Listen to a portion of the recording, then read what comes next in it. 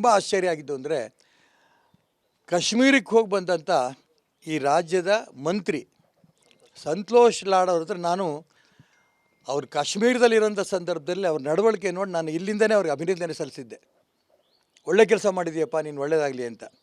ಹೂನಣ್ಣ, ಒಬ್ಬ ಭಾರತೀಯನಾಗಿ ನಾನು ಕೆಲಸ ಮಾಡಬೇಕಿತ್ತು, ಮಾಡ್ತಾಯಿದ್ದೀನಿ, ನಿಮ್ಮದೆಲ್ಲ ಆಶೀರ್ವಾದ ಇರಲಿ ಅಂತ ಮಾತು ಹೇಳಿದರು. ಆದರೆ ನೆನ್ನೆ ಬಂದು ರಾಜಕಾರಣ ಶುರು ಮಾಡಿದ್ರು. ಪತ್ರಿಕಾಗೋಷ್ಠಿನಲ್ಲಿ ಮೋದಿ ರಾಜೀನಾಮೆ ಕೊಡಬೇಕು. ನೀನು ಯಾವನೇ ಮೋದಿ ರಾಜೀನಾಮೆ ಕೊಡೋಕ್ಕೆ ನಿನಗೆ ಅಧಿಕಾರ ಯಾರು ಕೊಟ್ಟರು? ನಾನು ನೀನು ಮೊನ್ನೆ ಅಭಿನಂದನೆ ಸಲ್ಲಿಸಿದೆ, ದೊಡ್ಡ ಮನುಷ್ಯ ಆಗಿದೆಯಾ ಅಂತ. ಇಡೀ ಪ್ರಪಂಚ ಮೆಚ್ಚಿರಂಥ ನರೇಂದ್ರ ಮೋದಿ ರಾಜೀನಾಮೆ ಕೊಡು ಅಂತಂದರೆ ಇದು ಅರ್ಥ ಇಲ್ದಿದ್ದು. ಮಾನ್ಯ ಸಂತೋಷ್ ಲಾಡ್ ಅವರು ಮುಂಚೆ ತುಂಬ ಗೌರವಸ್ಥರಾಗಿ ನಡ್ಕೋತಾ ಇದ್ದರು.